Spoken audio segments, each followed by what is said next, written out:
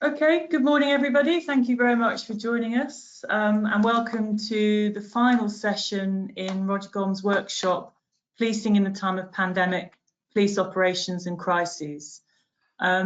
Just a reminder in terms of questions and the chat. If you have any questions, please put them in the chat. Questions, thoughts, ideas. It's been really illuminating to see what people have thought and commented as Roger's been presenting over the last couple of sessions, so please make good use of that. And then there'll be natural breaks during the presentation, an opportunity to invite people to speak or deal with any questions specifically that we can put to Roger for his thoughts. So thank you very much. I hope you find it useful. I'm sure you will. It's been really good so far. And I'll hand over to Roger. Thank you very much.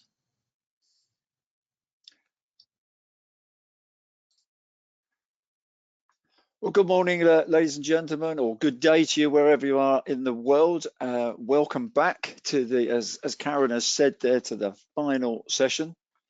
This is, I hope, going to be interactive, and I'm hoping that some of you took the opportunity just to think through the template I gave you, because that's what I'm going to refer to. And after a while, I'd be interested in some comments on what you thought about it. But let's get straight into it, unless any questions come up on the screen at this point. If it's your first time joining us, my name's Roger Gomm. I'm talking about crisis management.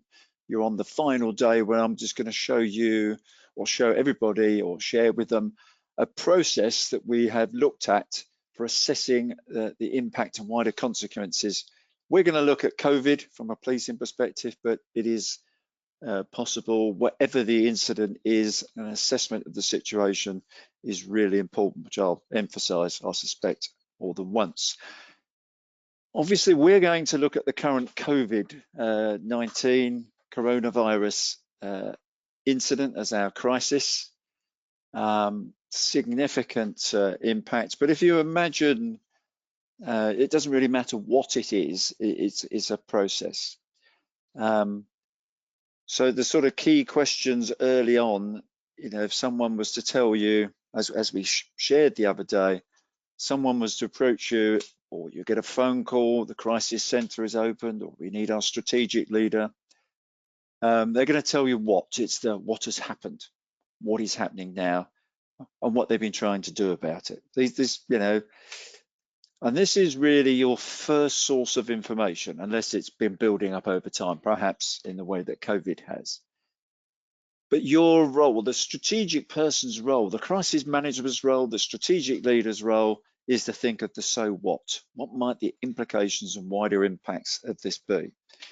And I think it would be fair to say that all crisis managers, all senior leaders, strategic leaders, should expect at some stage in their career or at some point to manage a crisis.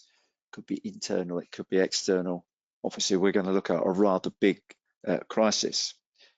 And the process I'm going to take you through is what I will describe as a handrail. It's a guide, because when that incident first happens, especially if it's sudden impact, as I think I described the other day, the desire at this level to do something, or be seen to do something, is extremely strong, and it's a significant driver.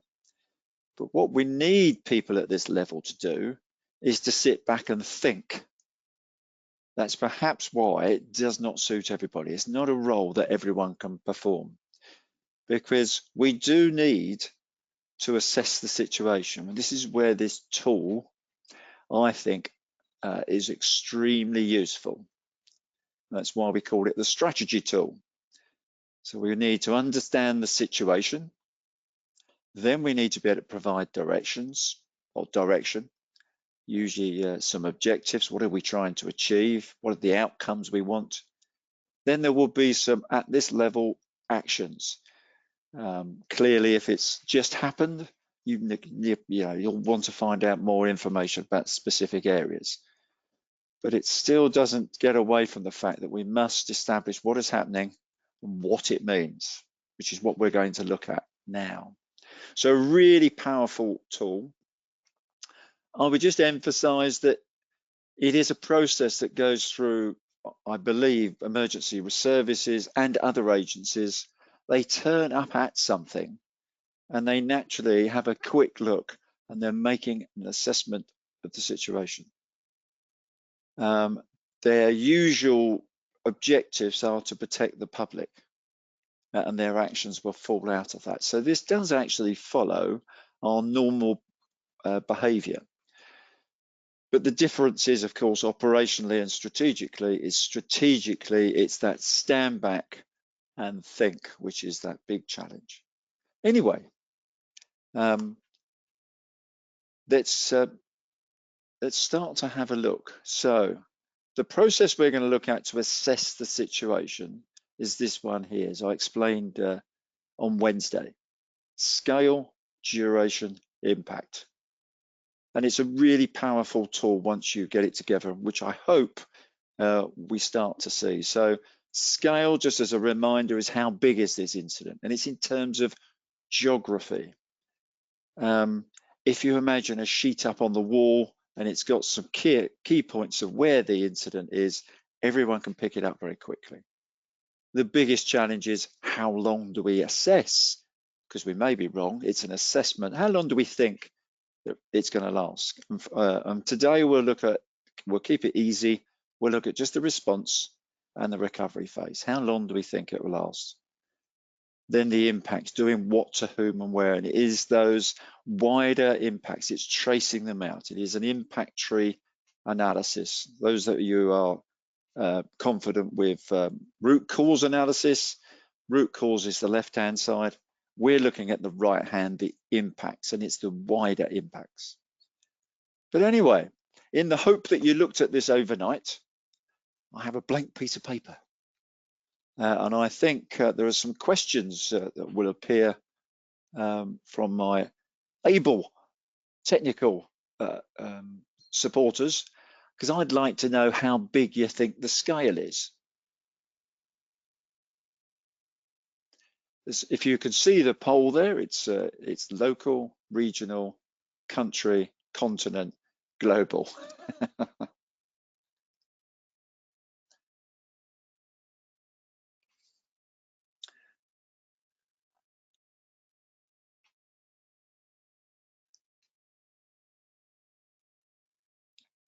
I think you've probably got the message there. It's coming through quite strongly. Only 50% of you have voted. Don't worry too much about that for the moment.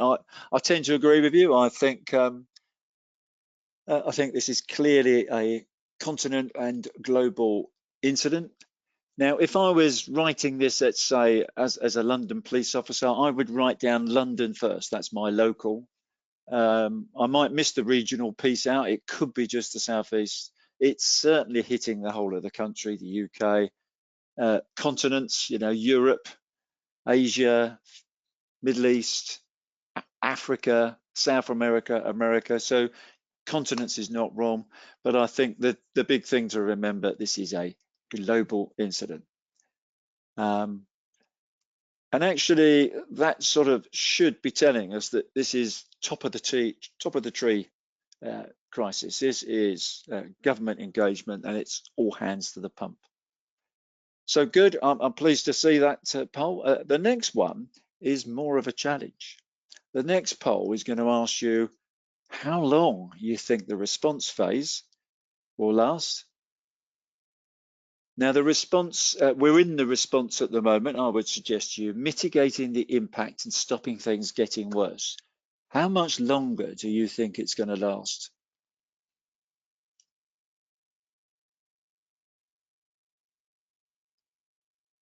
Good to see we got some differences. That's good, because it's an individual's assessment of the situation. I'll add a bit of science in a minute. There's some concerns. So I think the poll is saying 1 year and 2 years. 88% of you say 2 years, 13 say 1 year. Neither is wrong, by the way, because it's your assessment based on what you know. Oh, someone's just slipped in. Oh no. Yeah, no, it's either 1 year or 2 years. Now, one of the challenges, of course, it could become endemic, i.e. we're going to have to live with it. How long till we get the antivirus? Will we actually get one? Because we haven't got one for flu. There seems to be some confidence that we'll have something, but then it's about getting the control to the population in the numbers required. So I don't think it's going to be very quick. Now that's really interesting. So the majority of people think we're going to continue in the response phase for the next 2 years. The next question is, how long is it going to be before we get to recovery? How long are we going to be in the recovery phase?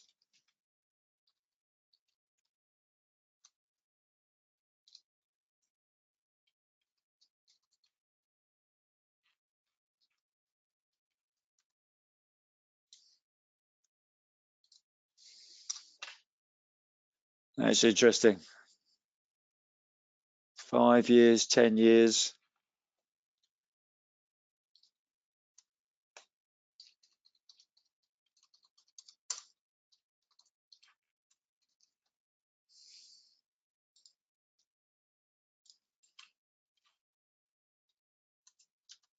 Interesting. I think the majority are actually saying 5 years, some saying 10, some saying 10 plus. Again, you're not wrong. It's based on the information and your knowledge. I'll go with the majority here and I'll put 5 years. Now, before we move on, I just want you to look at those two figures from a crisis management, whether it's government perspective or agency perspective. Just look at that. We're going to be in the recovery for 5 years. My personal view is it's going to be longer, but that was what the majority have said. So we're going to carry on as we are now in the response phase to this incident for another 2 years. And it's going to be 5 years for the recovery. Now, I'll just remind you, I think you can all see my hands. Any incident, the response phase is about here. The recovery phase is somewhere out there. And it is the hardest part of crisis management. Right, so that's good. The final question is going to be around, what do we think the wider impacts and consequences are? There's some polls there for you. I think you can only vote once, which is cheating really, but doesn't matter.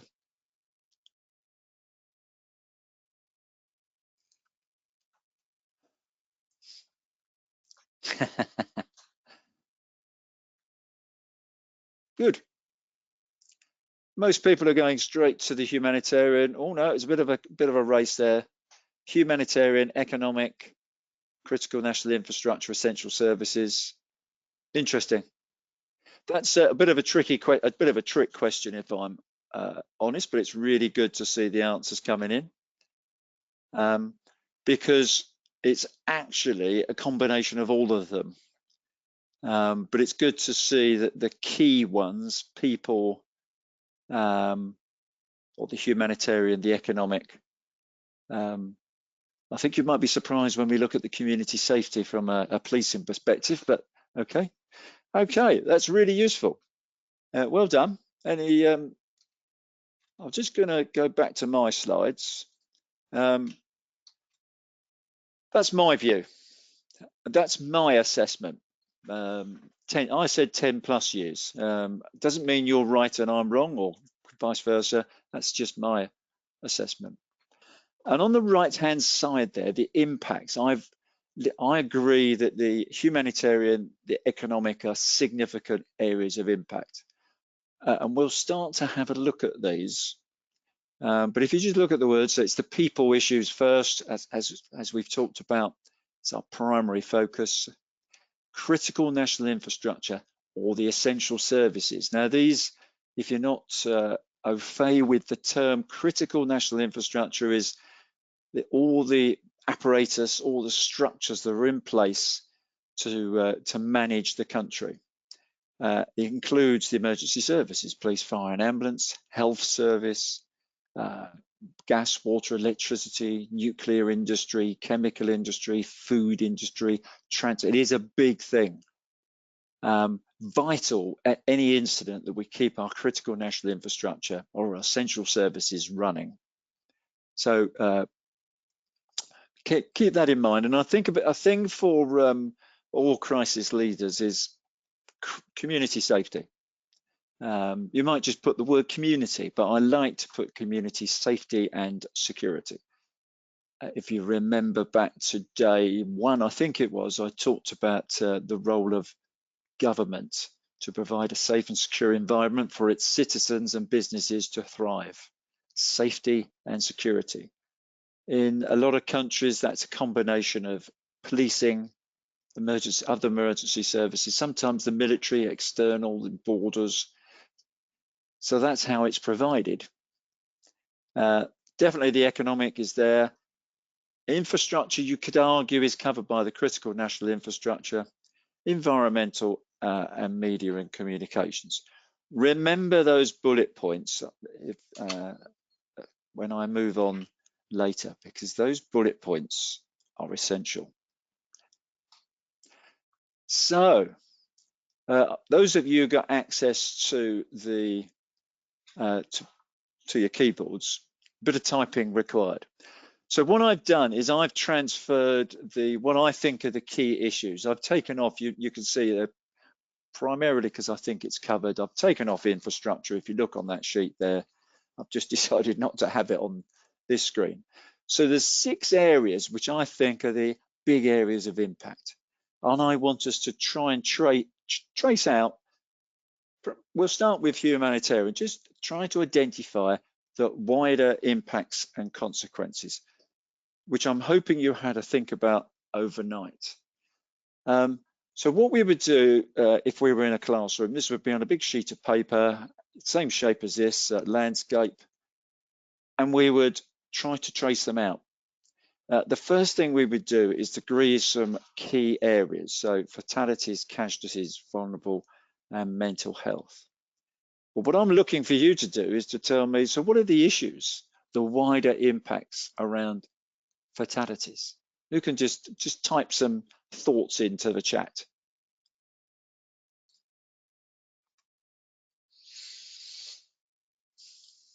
Anyone? Any thinking there? So what are the implications of having, so strain on the services? Oh, sorry.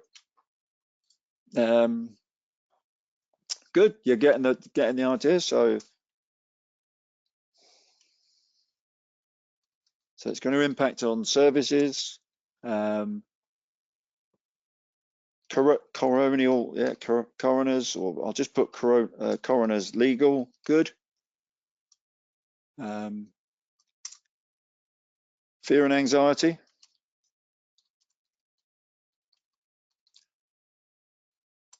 Wider family. Could lead to family breakdown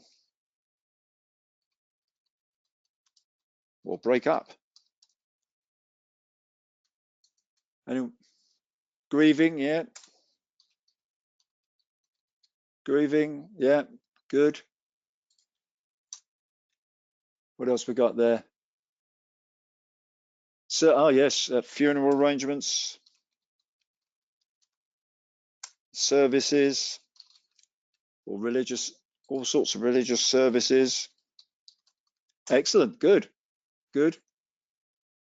Discrimination, oh yes. I take it that was discriminate, yes, yeah. A morgue space, good, good. So put that up there. Morgue space, good. Or you might just put capacity question mark. Good. Lack of confidence in government. Okay, right. I'll just put confidence Actually, I would probably argue not just the government, but confidence in, that would be government for me with a national as well as local. Okay, that's good. Cost, oh, yeah, cost, good.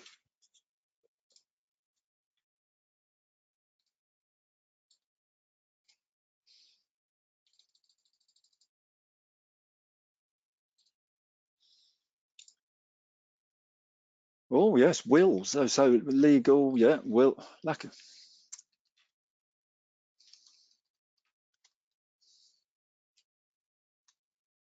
oh,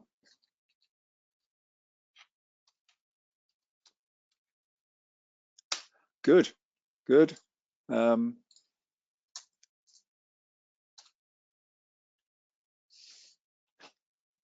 Individual strain leading to, yeah, societal problems, yeah. So we might put that down there with fear and anxiety.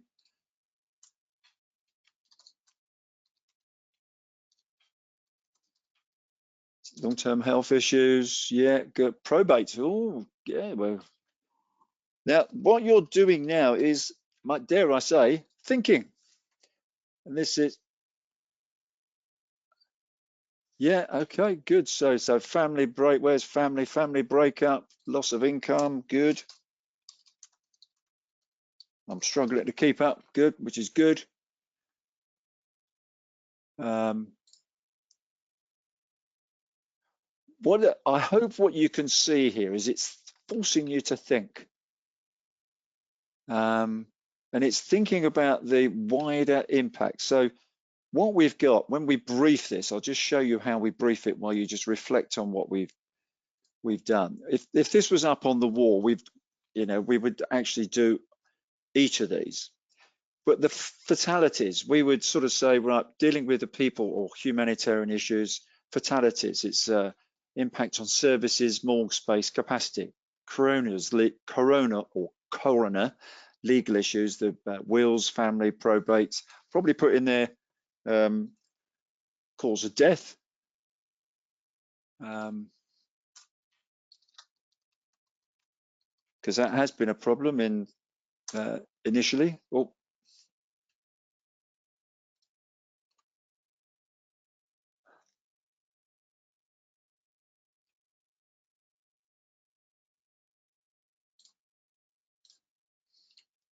it's actually easier on a screen, but if you just look at, again, I'll just go back to some, we'd say coroners or the legal issues, cause of death, wills, family, probate, fear and anxiety, long-term health, family breakup, loss of income, grieving, funerals, religious issues, services, discrimination, confidence in government, and costs. Now we could start to link some of those together. Some of these here could go together. But the thing is, it's making you think of the wider impacts and consequences. I'm hoping you can see that. Loss of freedom. Freedom, you'd have to explain that one for me, the loss of freedom. I can certainly see it under another heading, because it could be an interruption. I'm hoping you can see what we're doing here. If I just flick the page, yours is much better than mine. This one, because there's a lot more people involved, you've only done one area and you've covered a lot of space. You've used a lot of issues, and I'm sure more will come. So if I just brief you on my one, which is I'm trying to cover most issues. So fatalities, legal requirements. Again, you've gone into a lot more detail, which is good, which is what we need. Body storage, burials, religious requirements, family, welfare support, breakup, financial, casualties, healthcare, specialist resources, bed space, cancellation of other treatments, long-term health issues, increased cancer patients, which we're seeing now. Then there's self-isolation, test and trace.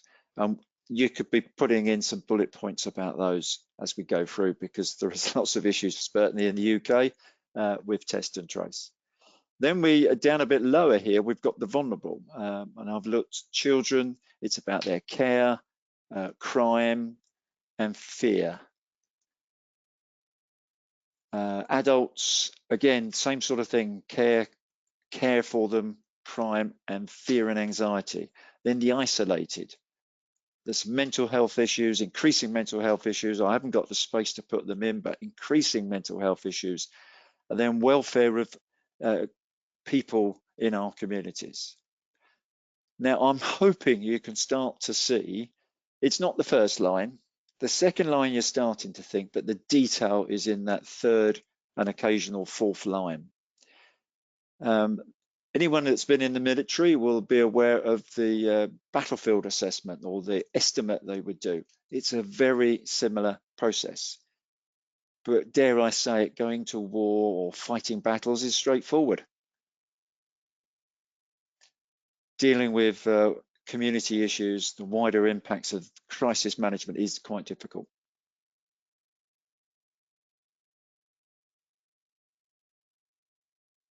Okay, now I'm hoping that worked for you and you've got a bit of an idea, because the next couple,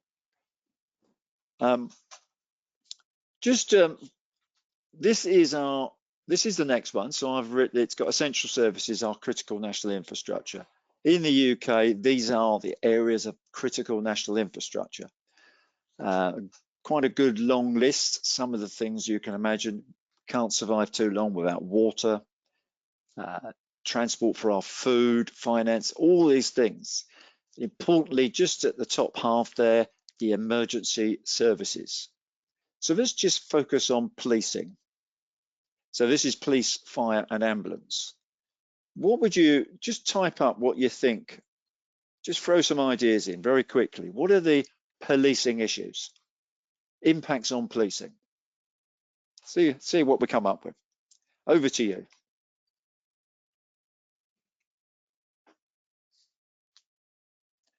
Wider impacts on policing.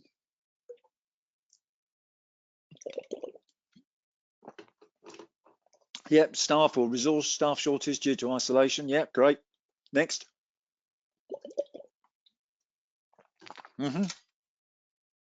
Abstractions, staff shortages, illness, PPE, good. That was a real issue at the start, Martin. Unpopular legislation. Well, in fact, legislation there that it asked to enforce, absolutely. Good. New policing priorities, changing crime patterns. Yeah, good. New style of work. Yes. Capacity to enforce new fines. Yes. Well done, Ian. Skill. Oh, yes, bit of training. That's interesting. So having to learn new skills.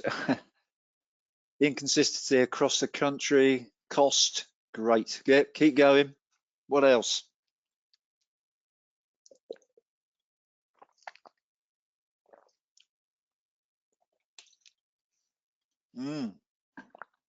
Impact on business as usual to deal with COVID. Yeah. Personal fears of officers. Good. Okay. Let's pause there. See what I'm additional pressure from on demonstrations. Good.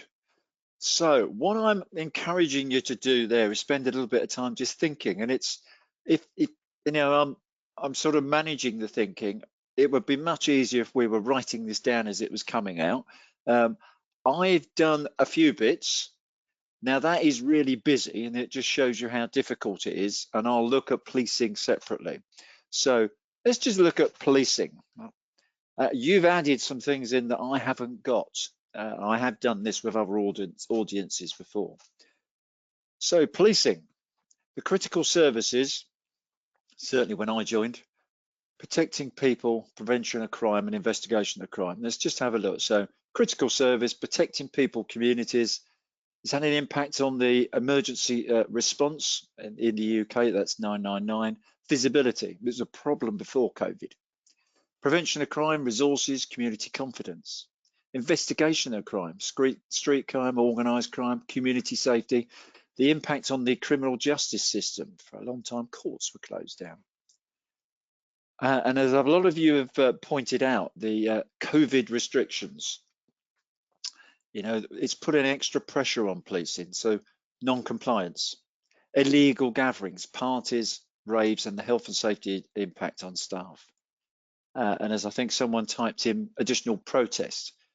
Not only have we had protests from anti-vaxxers, but Black Lives Matter, Extinction Rebellion, anti-vaxxers, conspiracy theorists, all these need resources, and we have seen some disorder in London. Now, the resources, there's health, safety and security of our own staff, absolutely, as you said, sickness, welfare, testing, training and education, both recruits and internal training, as someone pointed out. And there are communications, finance and community confidence and reputation issues. Now, I think that chunk in the middle, the protests, COVID restrictions, you could develop that further. You could look at, when we have protests, wearing of masks, not wearing masks, 2 meters apart as it is in the UK, or even a meter apart, all sorts of issues there. But this is just one area of the essential services. You'll notice halfway down, or just below halfway down, I've done a little bit on health capacity, specialist facilities, resources, staff equipment, situational awareness, i.e. information and scientific advice, research into inoculations.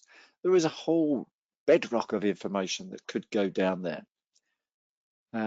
Transport, deliveries, food and essential supplies and the supply lines, international supply lines, water, drinking water, wastewater, and the supply of water to industry.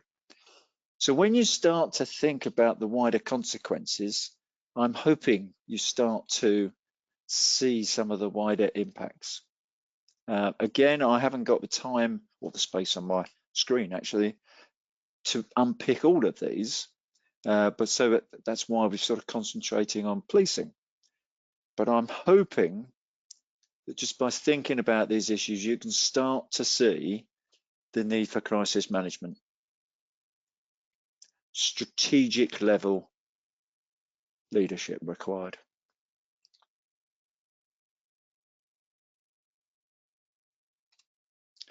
And just very quickly, the government was another one there. So there's some, national government, they're passing legislation, UK Parliament, the executive, the Prime Minister and the Cabinet, they're doing national crisis management in COBRA, Cabinet Office briefing rooms, the crisis management.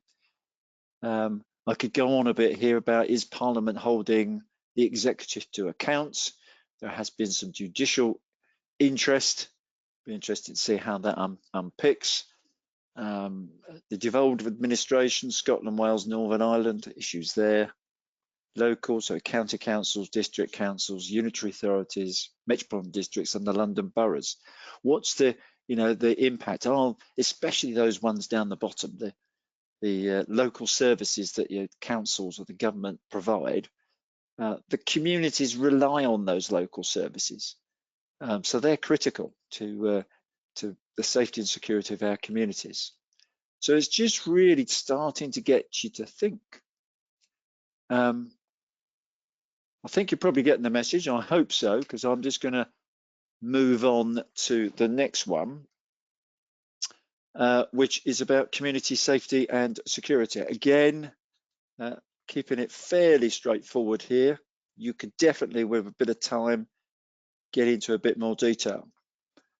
So I've broken it down. The first lines there: community cohesion, vulnerable crime, prevent terrorism, a big strand for us, courts, multi-agency, and I've just expanded a few of them. So community cohesion, asylum seekers. Asylum seekers have been, trying to get, they're getting into the UK. and there hasn't been any the ability to really manage them. They've stopped returning them.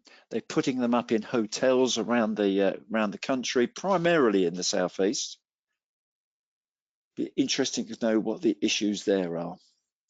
Religious groups. Someone mentioned earlier on about some discrimination, potential discrimination, but churches, mosques, places of worship have been closed. The impact there on community cohesion. Antisocial behaviour. Perhaps you might want to just think in terms of house parties, street parties, open spaces, raves.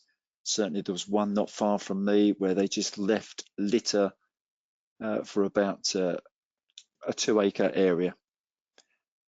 And it really did upset the local community.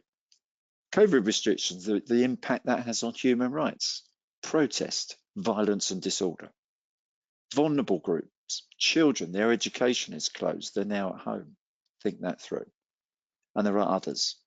Crime, street crime, domestic violence and abuse, hate crime, female genitalia mutilation, modern slavery. These things are still going on. Some of them are getting worse because of the lack of resources. It's really difficult to start to read that, but that is there's the first line, and it's that level of detail that I'm giving you there. So I'll read a few of them out so where it's got asylum seekers at the top there, detention centres, no removals, overspill hotels, religious groups, we talked about these. But as we come down, child abuse, children, education's closed, there's been increase in child abuse and neglect. The unusual or really worrying impact that COVID has had on BAME groups within our communities. Street crime, drugs, theft, vandalism, sexual assaults have generally gone up, primarily, I suspect, because resources are elsewhere. Domestic violence, home not safe, people are furlonged, there's arguments at home, people have been made redundant, and on it goes. It is that level of detail, that third line, that starts to help you understand the situation. And I do emphasize, understand the situation and the wider impacts and consequences. Because strategically, when we finish this, we've got to be thinking about, okay, so now we've got a bit of a picture of what we're facing. What can we do about it? There's a bit of detail there about the community cohesion. That would have been easier to read, but I think you're starting to see the issues. You get a copy of these afterwards, by all means, look at them. Just the fact education closed, that for some time in the UK, children were missing out at all ages on their education, and there's a number of issues there that will worry people into the future.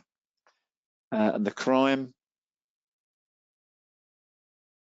there has an increase. If you look right down the bottom there, modern slavery, there has been an increase in crossings from France. Some of them are making the headlines. But of course, COVID is #1 news topic and headline. Just to sort of bring us to a conclusion, there's there's the economic impact, business sectors. I haven't gone into any detail because it is that next level, but this starts to give you a bit of a view. So corporates, the finance, small medium enterprises, the small medium businesses, they're the ones that are usually take the biggest hit in any crisis. Industry, leisure and hospitality, that includes pubs, gyms, restaurants, etc., significantly hit. Agriculture, can they get sufficient pickers for their crops? Supply lines, especially for our critical suppliers. Lots of jobs, employment, government support, the furlough scheme, grants, crime and fraud. We're starting to see a number of identified frauds within the furlough scheme and some of the schemes the government have put up. And the cost, response and the recovery, increased taxation, loss of GDP, Brexit is on the horizon, global recession, and crime. Organised crime has adapted. Cybercrime and fraud are still going on, and they've adapted to the new environment. So it's starting to give you that picture. Environmental, I'll let you just read through that. I think you can now see the way you read it, because it is important that you recognise what you're looking at. So you go to pollution first, then across to the right. There are some positives there. Less transport, cleaner air. Reduced air flights, cleaner air has been noted. The waste issues and impact on wildlife.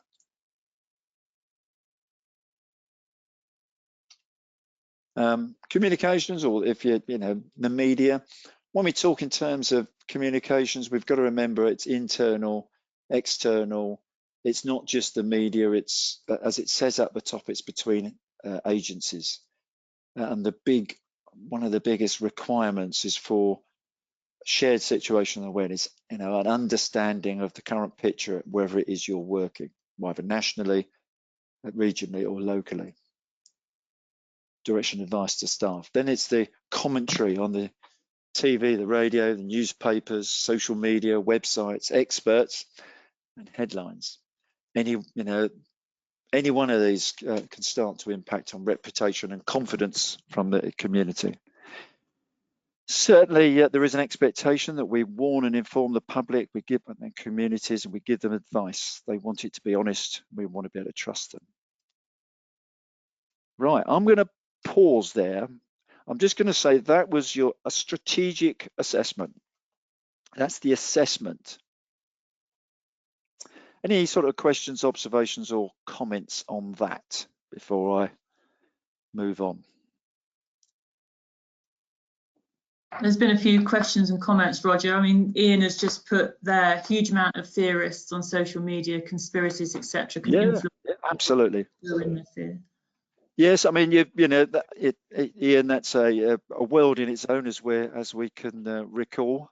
How do you counter that? Do you need to counter it? I think that's one of the issues, but you're going to know it's there, and you've got to know what they're saying. Strategic, from a crisis management perspective, you've got to have a bit of a finger on the pulse. Any other thoughts? Well, there's a question from Bob. In a crisis, when would you use this process, and how long would you take actually doing it?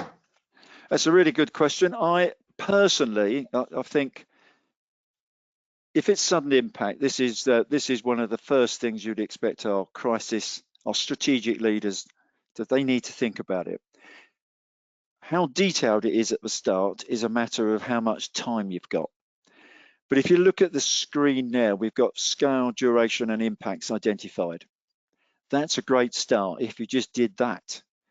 But you can start very quickly just to think about the wider impacts and consequences of some of those. You've got mass casualties, depending on the team around you. So what are the issues with mass casualties? It is a bit of a multi-agency issue, getting people to hospital, triage, routes to hospitals on standby. And it should trigger, in a good crisis manager, it should trigger thinking. I personally would prefer to see it on the screen as it's in front of you here. It takes, I know for I know where that is. That was about 15 minutes work for about 10 people. It can be done, but it takes time. But I think once it's done, it's a powerful tool. And I'll explain the other underlying it. Not only do you now have a better grasp, I wouldn't expect the level of detail that we've just gone through with the screens, because I've had time to think about it. The other way to consider this is an information team. If you're bringing a strategic group together, if the information team has been called and put in place, they can start this process, and as people arrive, they can add to it. because the first thing you should be doing at that initial strategic meeting is making sure everyone has the same picture. So scale, duration, and the wider impacts and consequences is a really good way of briefing people in to the incident. Does that answer the question?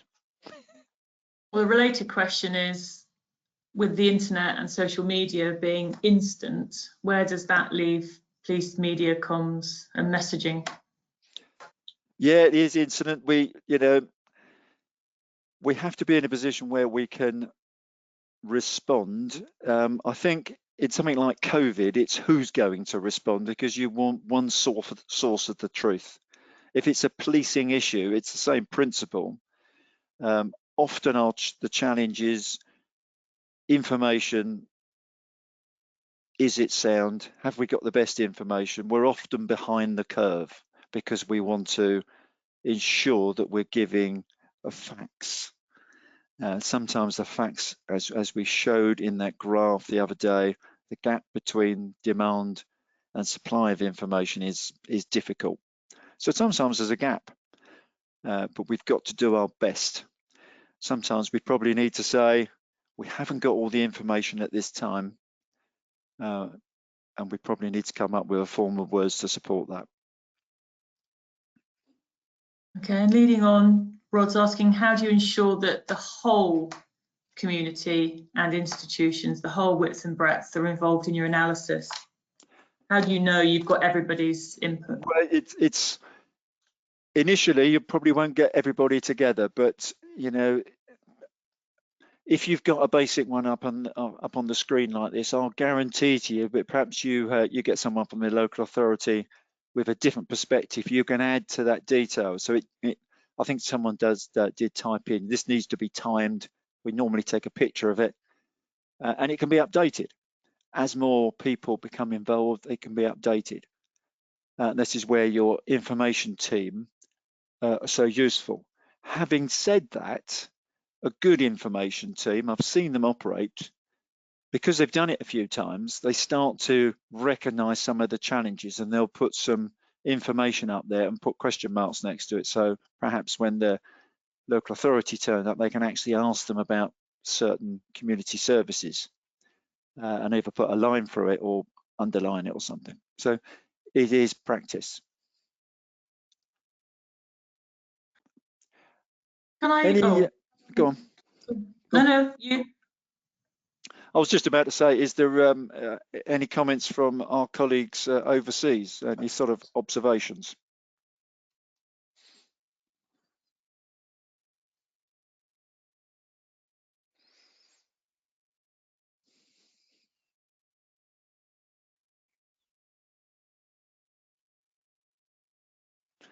I'll take it the silence as not, but it would be good to hear from you what you think. Perhaps just reflect. We'll have a short break in about 5 minutes. This session always takes a bit longer. I just want to get to the end of this session. Then there'll be a short break, and perhaps during that break you can just think about giving us an insight into where you are in your part of the world, and whether what we're saying is similar. Because this is very much based on our experience, or my experience, and information from the UK, which is going to be different. So what we have here, or these slides that we've been through and demonstrated on the screen there, is our assessment of this situation. Now, if you just go back to our tool, our strategy tool, we've done the first box. We have a broad understanding now, a much better understanding. And then we need to define what we're trying to achieve. We need some objectives. And this is where it's very, very easy to identify the objectives. That list of impacts that you can see there, or if I go right back to the start, that list of impacts there, if they're impacts, we need to do something about them. And there's very much multi-agency language here, but there's going to be some people objectives. There's got to be a people objectives. There's got to be a humanitarian, essential service, community. All those things must be an objective. The challenge for strategic leaders is to write them, making it clear to the tactical level what it is they're going to do. And this is, I mean, I'm talking very much multi-agency rather than just policing.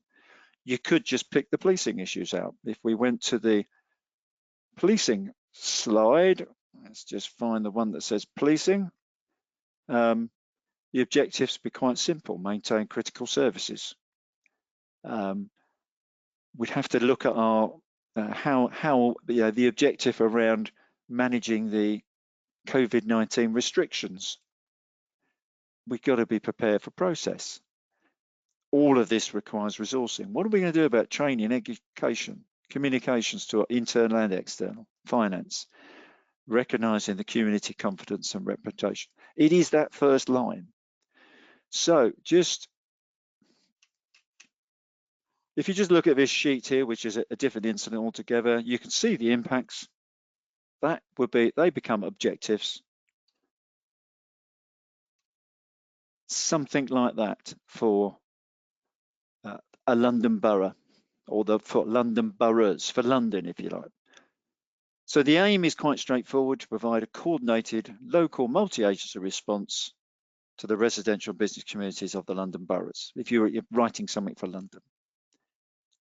Now, this is quite bland, and Bob Broadhurst will remember this, and others, that we've got to try and make these objectives talk to our communities, and they don't at the moment, because I didn't want to put too many words up there. So you might actually want to a bit more detail, but to provide humanitarian support, especially to the vulnerable groups, in order to protect lives, reduce harm and suffering, and deal with or increased fatalities. It needs a bit more detail, but I hope you can start to see the process to maintain critical national infrastructure, in brackets, essential services, where appropriate, inform local communities how they can be accessed. Again, you could put a lot more detail in there. And this is quite high level. As far as practicable, to maintain a visible presence across all boroughs to provide reassurance and a level of safety and security for all our communities, and encouraging local groups to support each other. Now, again, remember, this is multi-agency. It's not just about policing. There are other people on the streets of London. A lot of London boroughs have wardens, traffic wardens, safe for communities wardens, and it's about encouraging these, how are we going to work together to provide that level of visibility. Identify the local impacts and work with all agencies, as far as practicable, to reduce the cost, loss of employment and loss of businesses. For a local authority, every local authority across London, that is a big issue. And it's a significant issue, because these are the small businesses that not only support their communities, but employ their communities. And if they start to lose them, unemployment will go very high. And there's a number of issues that will fall out of that, as we have started to see. And then finally, to communicate across the boroughs, both internally and externally, in order to provide situational awareness for all the agencies and up-to-date guidance and advice to our communities. Something like that. That's the beauty of this process. You've identified the impacts, got to write some objectives around them. It is quite straightforward. Final question for you before we break for lunch. And not break for lunch, break for a comfort break. So we've looked at all that. What type of incident are we dealing with? Back to day one. Which one of these?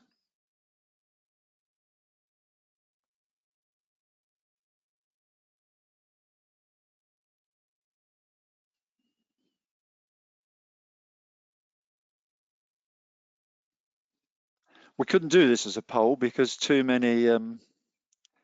too many questions, but these are all the incidents we looked at on day one. Standard incident, routine emergency, a tame problem, major incident, loosely structured, crisis, wicked problem.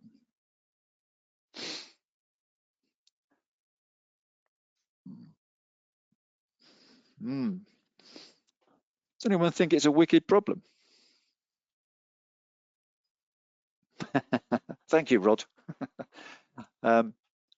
It's very much a crisis. It's very much a wicked problem. I would suggest to you the academic wicked problem is the one just to reflect on, certainly from a UK perspective. We talk about there was no plan or the plan failed. I think that explains itself. We didn't have a plan. It wasn't a resource planned, and there was lots and lots of little issues that made it really difficult. Lack of PPE, testing, track and trace, and it's still going on today. So it is still being dealt with as a wicked problem, I would suggest to you, and it is very much crisis management. It's gone well beyond any of the others. It's certainly not a major incident. It's not that type of incident. It's crisis management, and the wicked problem from the academics will explain what we're actually looking at. Before the break, are there any questions, thoughts, or observations?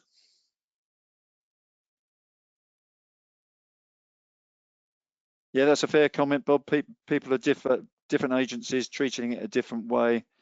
It is quite simply beyond a major incident. It's definitely a crisis. The challenge, one of the challenges that I see is what is the national strategy, because that strategy should come down to to London. It should come down to the local level for them to interpret it and put it into place. And I'm not sure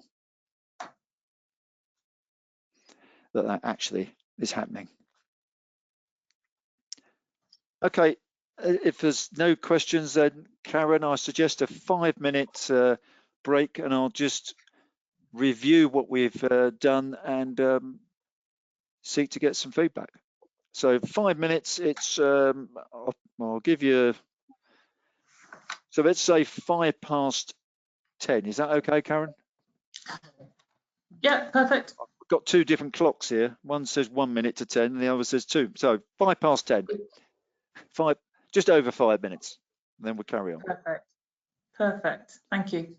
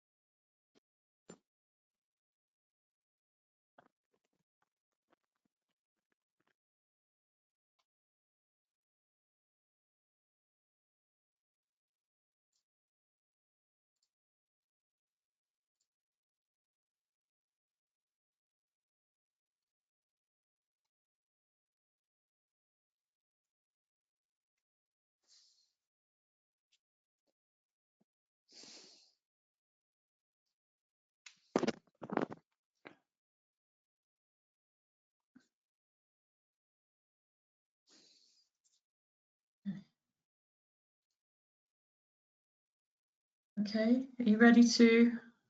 Yeah, I'll make it. Well, one watch says just gone 5 past, and the other one says we've got 45 seconds to go. So let's go for it, Darren. Well, somewhere in between. So obviously we're fortunate this morning to have quite an international flavour in participants, which is lovely. I would just like to invite or just bring to your attention Major General Reek Saruth from the Police Academy of Cambodia, who have some reflection on their in-country experience of some of the points you made earlier on. So I'll just... Major General, where are you? Can you hear me?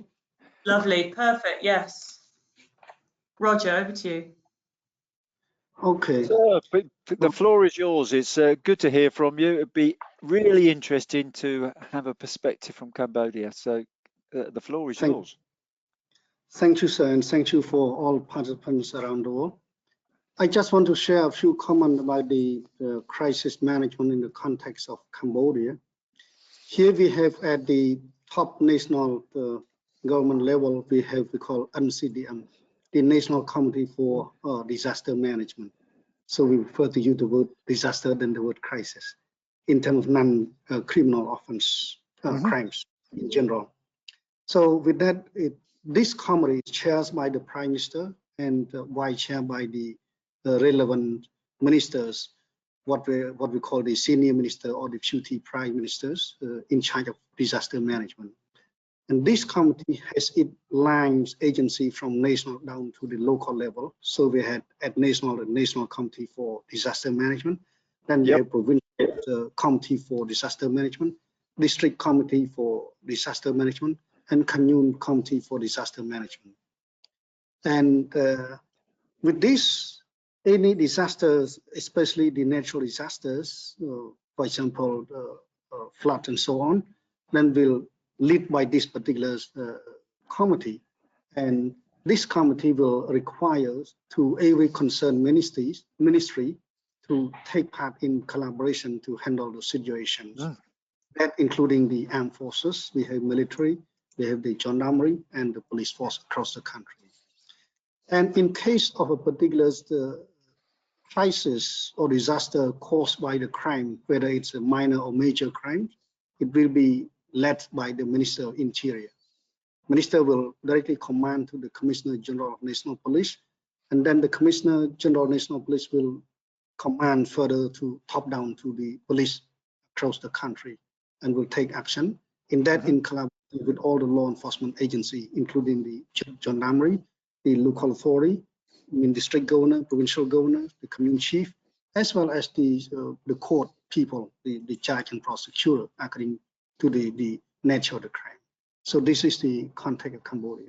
Usually we have the strategic plan within the government for 5-year plan, 3-year plan, and so on. And if there is a national security issue, we have the National Council for Security and so on. So this is just a process in general. Yeah. Now, in terms of COVID pandemics, in Cambodia, the lead ministry is Ministry of Health, and with that, together with the Ministry of Education, will disseminate all the information to the people to be aware how to prevent and so on. And for the armed force, especially the police, will collaborate in terms of the airports and border checkpoint to identify those crossing the border, including the migrant worker, for example, the Cambodian migrant worker to work in Thailand, who will come back. So this we have to identify how many of them to come, how to manage them to go to a particular location for quarantines, and collaborate with the Ministry of Health or health staff at the district commune level to identify, to test and so on, then keep them in quarantine. And after the 14-day quarantine, then there will be keep guarding or keep watch or surveillance by the police and gendarmerie. Where are they going to their particular locality, for example, village, and in particular household in the village. In case anything happen or suspicious about the spreading of this, then the particular person or relative will be sent to the local health center for checking to find out whether positive or not, then go for the treatment with the Ministry of Health. So this is the work in general, yeah, for Cambodia. And so far we had only more than 100 cases, and only one case I think remains to be treatment. The rest is nothing, and we don't have the community spread. We only have the import by the visitor from the foreign country or internal visitor, but they are all checked and traced on time while arriving at the border or arriving at the airport. So this is how we handle situation in Cambodia. No, that's really useful. I've got two observations and a question, if I may. It sounds like your national level is very, very similar to our COBRA, Government Cabinet Office Briefing Rooms, which is the Government Crisis Management Centre, and they do a similar thing. Although I suppose that in the UK we are used to, I suppose, the delivery being what we would call local, you know, London being the local area. So I suspect it's very similar. Just has there, because of the low level of cases, two questions really. Do you think you were better prepared? And has there been any sort of impact on policing because the borders and the track and trace and the quarantine, has that led to any issues for policing? Can you repeat the question again, please? Sorry, Sorry, I said a lot there, didn't I? So my apologies. Has there been any wider impact on policing? Is the sort of first question. Because you're doing more border screening and track and tracing and checking, has it led to any issues for policing? So far, we don't have any police official identified as having contact or positive with COVID. So far, nothing happened. Yes. Okay. That's quite useful. And just to also add about the media, also play very important roles about to people to be prevented about this. And we have the what's called committee in charge at the commune level of this kind of health issue. So they always keep on spreading the news to the people to be aware how to have their self cleanliness or self protection from this COVID spreading. Why do you think you were better prepared, was my other question. Why is your response better than ours? Any ideas? Personally, it's very hard for me to answer. But in terms of government in general, it seems that we are the government taking the from actions when the problem cause severely impacts, especially to the Western world, to like the American. Yeah. So we also have this kind of restriction of the flight in and out and so on. Yes, yeah. That was something that was very, very slow in the UK. Yeah, Ministry of Health working very actively with Ministry of Education to disseminate the news how to prevent the COVID from contact and spread. One of the challenges we're all face is learning from this, and there's got to be some global learning because it does strike me that some activities in some countries have helped to reduce the impact. So that's really useful. Thank you very much, Major General, for participating. Perhaps we'll meet again. Thank you. Thank you very much. It says here, final comments and reflections. If you've got any comments, it would be good to hear from you. Then I've just got a few slides, just to sort of wrap it up and invite people to reflect and perhaps join us by doing some writing. So just I'll go through these slides quickly just to remind you of what we've looked at. We've looked at crisis management, and I would suggest to you crisis management is what everybody around the globe has been doing for the last few months. We looked at this very basic tool, the classic as it's often known as, about risk assessment, understand the threats, risk controls. I think it speaks for itself, and then the contingency planning. What are we going to do if it goes wrong? Just to leave you with something else, this is the British Standard for Crisis Management. There's some key words there. If I had more time, which I don't, I would take you through a slightly broader framework. I'll just look at the big words there: anticipate, assess, prepare, respond, recover, review and learn. There will be a need to learn, review first of all, and learn from this incident. You may have heard me say, I think it was when we were looking at risk assessment, pandemic influenza would not box off of COVID-19. You know, you're talking 20 to 25% fatality rate. Lots of definitions there of crisis. I'm not going to go through them all. Do remember the wicked problem, and if you haven't seen it, go back to those slides, look it up online. There's a lot of information about what a crisis is, and I think the wicked problem is useful. We talked about the organisation's crisis management, the capacity. I rather like that. Avert is, you know, the preparedness piece. Reduce the likelihood, reduce the impact. What can we do before it actually happens? Got to be in a position to respond. Then, most importantly, what can we learn from that? And that's, you know, training, education, exercising individually with other agencies. Really very important at this stage, and it's understanding other organisations and stakeholders. We've just spent, we spent the Wednesday, and we've just spent this session looking at this strategy tool. I would commend it to you. It's a really good tool for people at all levels, actually, to identify what it is we're dealing with, what do we need to achieve, and then those actions at the end. And as I've explained before, this is that assessment of the situation. These two tools really, I would, you know, strategically, they're the sort of designed to guide people. I can't emphasize enough how that when that incident happens, the desire to do something is strong in us. Certainly, I speak personally, and I've witnessed some of my colleagues, the desire to do rather than to think is really very strong. And this is a handrail, if you like. It's guiding you to just thinking about the situation. It can be done very quickly, and it can also be done with a team. But it produces something like this. I'll just emphasize again, it's a very, very good strategic assessment tool. It also identifies your objectives, your strategy, your strategic plan, and it is a fantastic written record.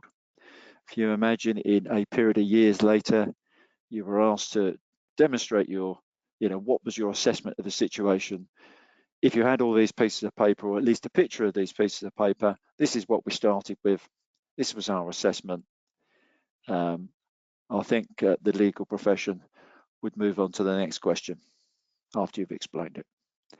Really good written record, and it also forms the outline for your situation report and the brief. Just, you know, you can brief people from this process. It's up on the wall. I could lead you through it as I started to do. Any one of you could do that, but then you need someone who's good with words, can type it into a report. Right, that was a bit quick, I apologise, but I just wanted to summarise what we'd looked at and say, have you got any questions?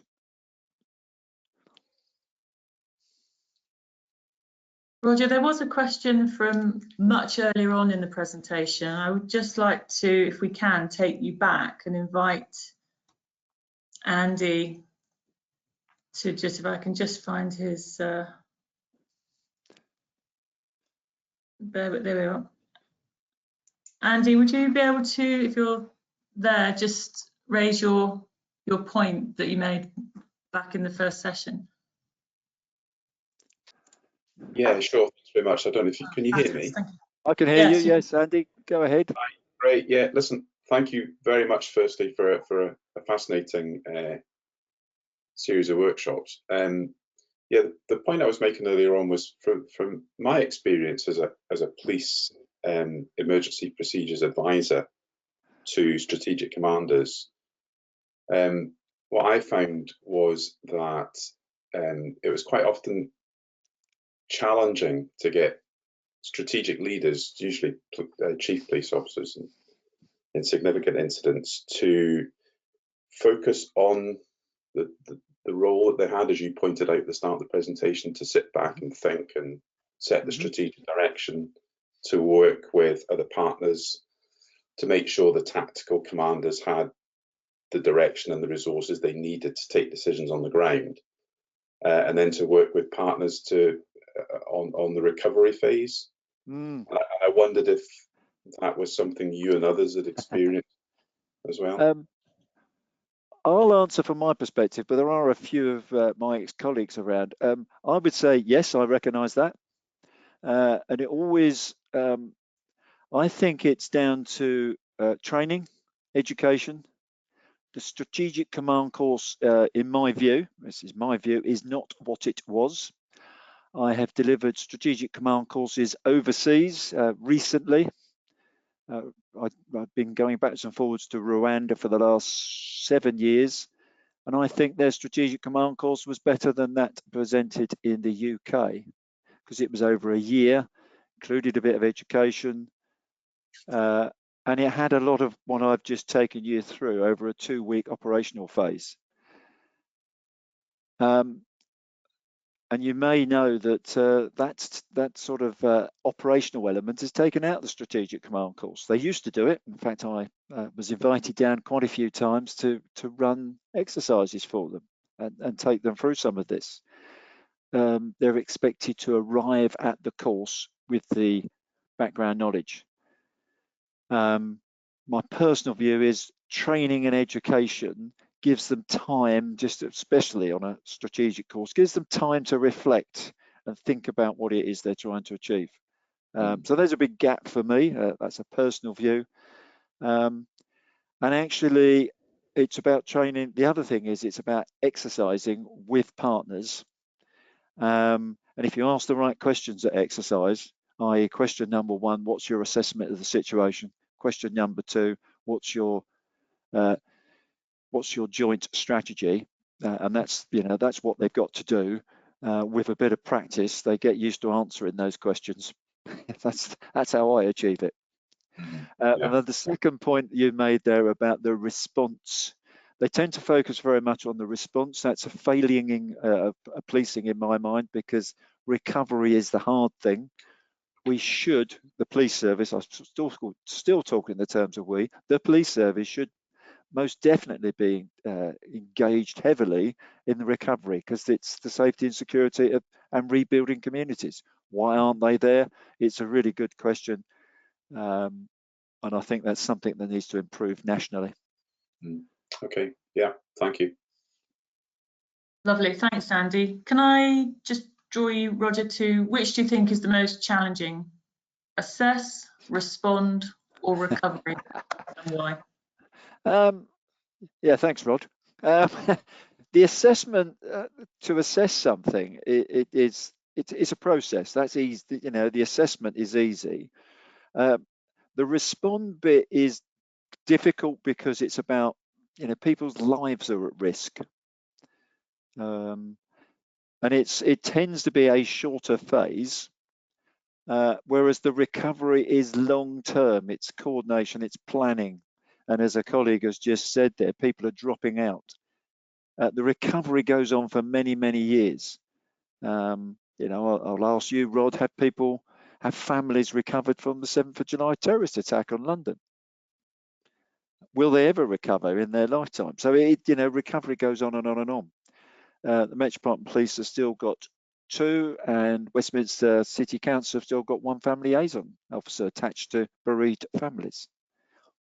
I suppose that the challenge from a policing perspective is that response is about reducing the risk of threat to life. Is always that is quite challenging strategically, tactically, and operationally. So I'm not actually going to answer the question, but I think the assessment process is vital.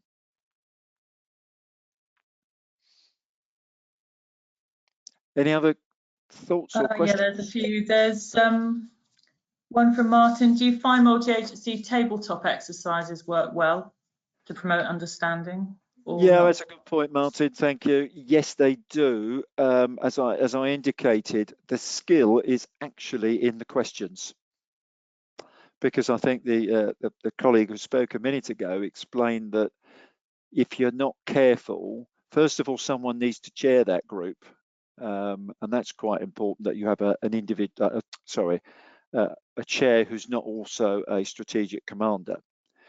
And it's understanding the processes, and if the processes are structured in the questions, it forces them to, answer those questions, which is what they need to be doing anyway. When we talk of multi-agency, we talk of a shared situation awareness, shared understanding of the problem, a joint strategy that they can all sign up to. They are the initial questions, and it's the processes that underpin that. Some agencies know, a lot of agencies around the UK, for example, will recognise these tools and have used them. They often, in the multi-agency environment, they're often frightened to speak up, because the person sitting in the chair who may or may not have lots of braid on their uniform is off on a path, and they don't like to interrupt, which is sad, really. But yes is the answer to your question. Just one more observation before we probably finish the questions because of time from earlier. Are we thinking about the recovery or return to normality rather than thinking about a new relationship with viral infections and changing the way we live? Yeah, well, actually, yes, I mean, that's a real challenging question. We could be here for weeks.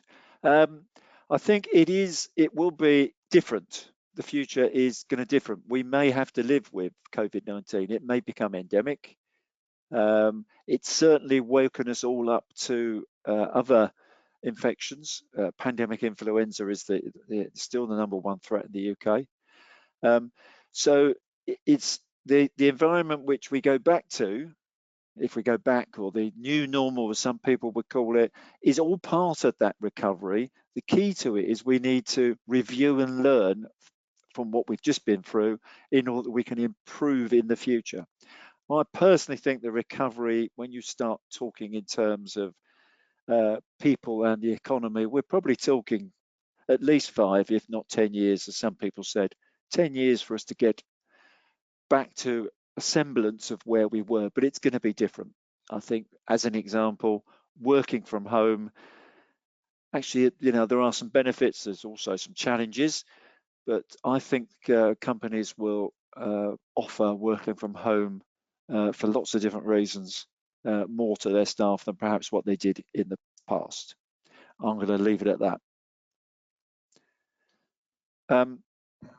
I think you get a copy. There's a slide here now, just to sort of finish up. We would love you to complete these the feedback forms. You should, I think, Karen, are these available, or have they been sent out? No, these are available to download from the materials section of the screen. So we'd love to hear get your sort of feedback, thoughts about the workshops, the 3 workshops. But also like to know what the context is in your country, and what's been the police response, and sort of I'm always interested in what's the impact on the policing where you are. And have you learned anything? So the most important thing with any form of education is to sort of reflect on the workshop, reflect on any learning you may have, and think, how could you apply it, personally, and how could it be used positively in your country and in the future? So we'd love to get that back from you, and I think, Karen, we're going to try and pull that together into some sort of package for the seminar in the future, aren't we? Yes, that's right. There's a panel in November that will be looking at papers, observations that have been submitted, and the most appropriate will be used to form the structure of that part of the conference in December, to get the learning from the workshops and the experiences. Okay, unless there's any thoughts or questions, I found the wicked. I meant to send this to you earlier, Karen. I found the wicked problem slide there. I'll send it to you in a minute. I'd just like to say thank you very much for not only listening, but for participating as well. It's much easier to have a few comments and a few questions and your engagement when you're doing, especially online, which is different to being in a lecture hall or a classroom. So I wish you all the best in the future. Thank you very much for participating, and may see you again in the future. Thank you very much. Yeah, brilliant. Thank you, Roger. I think I speak on behalf of everybody that's taken part in all of your workshops this week. They've been absolutely superb, and this week particularly, today, has been particularly engaging. So thank you for that. I would just like to turn the focus forward to next week. On Monday and Tuesday, the next workshop will be understanding how COVID-19 has changed police education, and that'll be with Martin Edwards. And then on Thursday and Friday, Polly Harar, who's the CEO of the Sharan project, will be doing a workshop of a policing response to harmful practices, again over the 2 days. So I would invite you to come and join us next week for more. If you need any information at all about any of these events, please email me on conference2020@lonpolcol, lonpolcol.co.uk. So thank you ever so much. And Roger, thank you again. Absolutely superb. And hopefully see you all next week. Thank you. Bye-bye.